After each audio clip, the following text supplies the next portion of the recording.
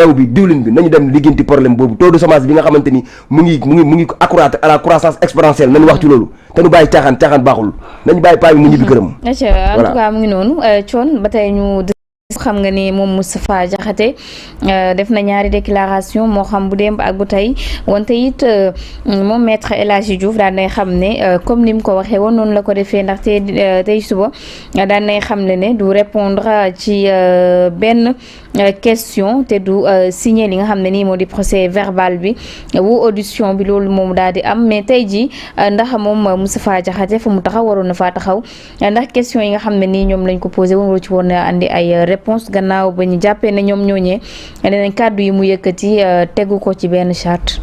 mais il a raison. acte de défiance acte de résistance la. parce que liñ ko wooyee amul solo ni ko Cheikh waxee amul solo c'est-à-dire lu ñàkk fayda la ñuy wooyee nit ñi. nit ki nee na yéen vous ne maîtrisez pas le protocole.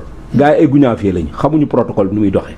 mais xay la yoon ni ko Cheikh waxee mais parce que ñun xanaa suñu nopp yi ñoo fees rek mais amul luñ déggul ci ñoom bi ñu nekkee opposition.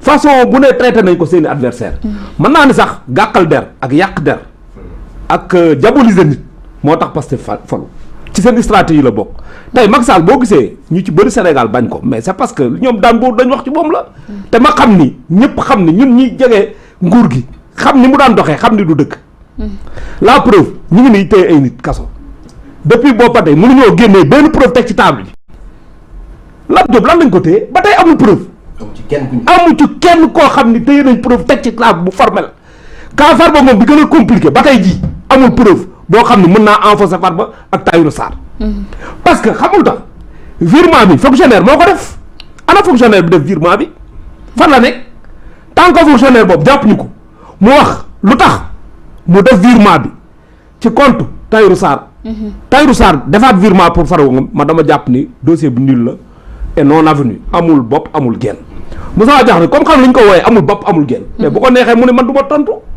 bu ko neexee mu ne effectivement du ma répondre à leur question parce que amul sens c'est-à-dire amul bopp amul genn mais liñ koy toppee aussi diis na parce que bu ñu nee offense au chef de l'État quand même li ko ci mën a topp mën na nekk ban chef de l'État la offensé moom waxul ak chef de l'État nee nañ aussi dafa offensé le président de la République ban offense au président de la parce que République moom daf ko ci boole ne ñoom ñëpp comprendre du protocole yi te ignorant lañ. waaw mais loolu Sénégal yëpp ko man koo xam ko. ñoom Sénégal mais tey article 80 bi nga xam ne nii ñu bëri ñu ngi doon wax nañ ko fi dindi article 80 boobu moo muur ki nga xam ne nii moo di le président muurat ki nga xam ne nii moo di le premier ministre quand même nekkul ne article 80 bi nga xam ne nii Macky Sall nee nañ daloon na ci kaw ñu bëri moom moo dal tey ci kawam. bu ñu koy gannaaw bu ñu koy toppee li nga xam ne nii moo di offense au chef de l'État. Aïcha du temps. Et malheureusement nous on est en train de imagine-toi tey plateau Sénégal bi yëpp kaw Moustapha Diop bi xaw Moustapha Diakhaté bi la ñuy nekk di waxtaane c'est-à-dire que vous da ngeen di suivre actualité c'est-à-dire on parle de tout sauf de l'essentiel mais taux de chômage bi jëree mi du ngeen ci wax 30 000 licenciés yi ci dëkk bi du ngeen ci wax dëgg mais booy dawal Jakarta ci dëkk bi ak ambulant nekk marchand commerçant yi nga xam te ni ils sont dans le secteur informel projet bi ban phase la leen programme yi ñooñu naka la ñuy defee seen insertion sociale c'est-à-dire que nous on parle de tout sauf de l'essentiel léegi lañu fi nar a nekkee yóbbul Moustapha Diakhaté andil Moustapha Diakhaté jëloon nañu fi Azoura Fall 15 jours fan lañu mujjee Azoura Fall am tak sagoom fan la problème boobu noonu mujjee Azoura Fall te Azoura Fall dafa saaga nday président de la République Père Moustapha Diakhaté doo génnee vidéo bu mu saaga nday saagul kenn Abdou Nguer doo génnee vidéo bu mu saaga nday pour yoon te ma gëm ni bu weesoo nekk nit gi ñu nekk ni tànk la ko nopp bakkan baat bët gémmiñ Père Moustapha Diakhaté moo ëpp njëriñ téeméer junni yoon Azoura Fall pour Sénégal Père Moustapha Diakhaté taxawal na Sénégal liggéeyal na Sénégal mais réew mi naxaree waxtaanee mais Cheikh offense au chef de l'État maa ngi la koy wax sànq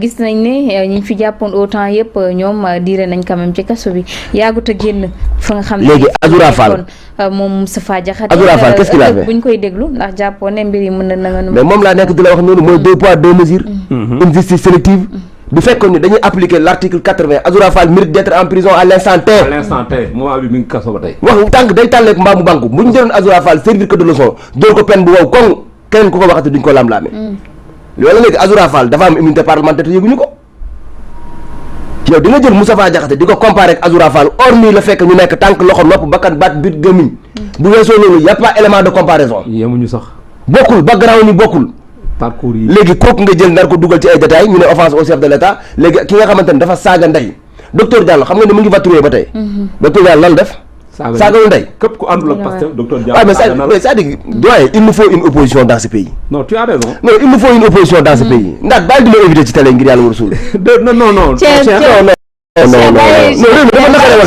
ma jaaxal en tout cas mu ngi noonu on a vu que ne li muy wax noonu am na quand même coon li nga xam ne ni mu di opposition bi si boppam wax dëgg fa ne yàlla seen taxawaay des na aca ma bàyyi la nga continuer fi nga nekkoon ci offense au chef de l'État bi nga xam ne yaa ngi ci woon dama ni man dégguma Père Moustapha ou Moustapha Diakhal fu mu offensé chef de l'État ñii ay guñaafiye lañu mooy ay ignorant lañ mooy xamuñu maanaam xamuñu protocole ni muy doxee mais loolu boo ci téye nit tëj ko dama jàpp ni rek comme ni ko Cheikh waxee amaana divertissement ngay wut et puis ñoom ñoo fi nekkoon di défendre la liberté d'opinion bu ñu nekkee opposition mais ñoom lañ doon défendre yëpp c'était valable quand ils étaient dans l'opposition léegi comme ñëw nañ au pouvoir loolu yëpp daal dafa war a jàll dafa war a continuer mais dama leen rappelle ñaari kàddu yoo xam Naomi Chomsky da ko wax dafa ni ou tu défends la liberté d'expression pour des opinions que tu détestes ou tu ne la défends pas du tout maanaam yow li nga bañ di dégg di nga fexeel ba nit ki di ko wax di ko dégg nga défendre ko quand même parce que liberté am la absolument mbala bañ a défendre liberté d'opinion parce que taxawaay boobu lañ taxaw tey c'est-à-dire lañ doon défendre démb bañ koo dégg tey lañ doon défendre démb yaa ngi dégg bëgg di ko wax kenn du leen laal tey ku ko fi wax ñun la kaso nga jëm mais loolu fu ñu ko teg nañ waxante dëgg nañu bàyyi yooyu c'est-à-dire que tey jii la priorité elle est ailleurs. absolument ñëpp ko surtout ça quand même. mais li am mooy leen gis nga Cheikh ma damaa am yaqin nii. c'est parce qu'ils savent qu'ils vont échouer. gis nga li yëpp ay prétexte la rek. maanaam li guddal jël la rek. yaa ngi dégg. mais wàcc daanoo ci gën a gaaw. ils sont toujours dans l'accessoire. ils sont dans l'accessoire. et ils sont dans le factice au lieu de l'essentiel. c'est ça ils tournent autour du pot parce que li ñu leen jox attanuñ ko. c'est ça mënuñu ko duñ ci mën a def dara. te duñu réussir wax naa leen ko fii dëkk boo xam dañuy toroxal ay gor di gàkkal deru jàmbur di tuumal nit ki te amoo ci benn firnde amoo ci preuve dëkk boobu bu suqalikoo man coon dina ma jaaxal lool parce que Dieu n'aime pas l'injustice absolument Dieu n'aime pas l'injustice dëkk boo xamante da ngay toroxal ay gor mais foofu dëkk boobu mënta suqaliko mënul dem te li ma gëm man mooy parce que ils vont continuer comme ça pourquoi parce que kenn leen wax dëgg. Et puis là, quand la liberté d'expression n'existe plus, c'est la liberté de penser que tu jettes en prison. Comme liberté d'expression amatul da ngay jël nit ñi dugal ci kaso bi nit ñi bu ñu may kaso nañ xalaat dañ bind. Père Moustapha xam nga koy ñaan na bind.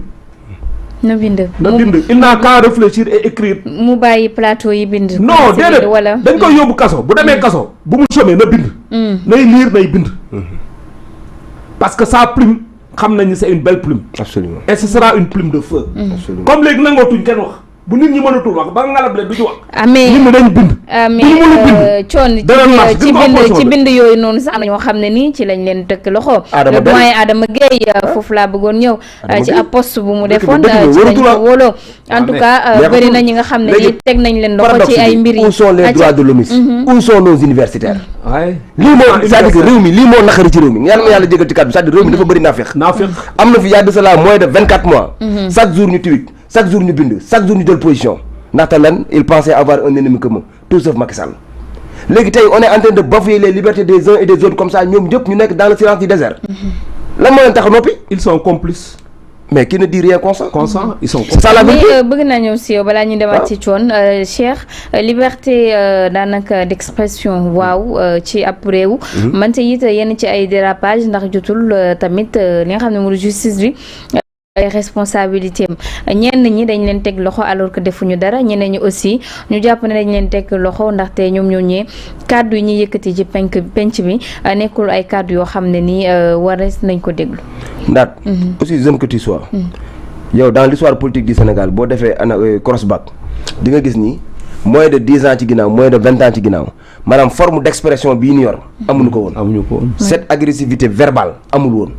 léegi yéen ba ci yéen sax seen vidéo yi li ngeen def xaw ma la il a massacré il a humilié c'est-à-dire que pour vendre vos vidéos est-ce yéen a ngi gis champ lexical bi ngeen utiliser champ lexical bi ça tourne autour de la violence Mame Mbaye Diao humilie nangam il a écrasé il a nangam nangam moom du ñuy def humilié non ñoom ñëpp boo xoolee bu ñu titré seen émission yi baat yooyu noonu la ñuy jël xoolal champ lexical bi li muy renvoyé c'est le champ lexical de la violence mbala débat houleux merci beaucoup débat houleux. très contradictoire. mot na ko dugal na ko ku rey na ko. yooyu duñ ko def est-ce que yaa ngi comprendre li ngay wax léegi loolu moo lay wan. nag wala ko deful aussi am na ñu koy def. en tout bari na cas ay chaînes yu koy def pour vendre. non parce que sénégalais ñoo bëgg loolu tam nga baal ma. ne ko fii rien ne chauffe. léegi nag waaw ça chauffe. waaw voilà ça chauffe. ça chauffe. loolu sax ma expression. ne ko fii rien ne chauffe. en 2020 ça chauffe rek. Tambacounda ça chauffe rien ne chauffe. Bakel ça chauffe. Kër Massar ça chauffe.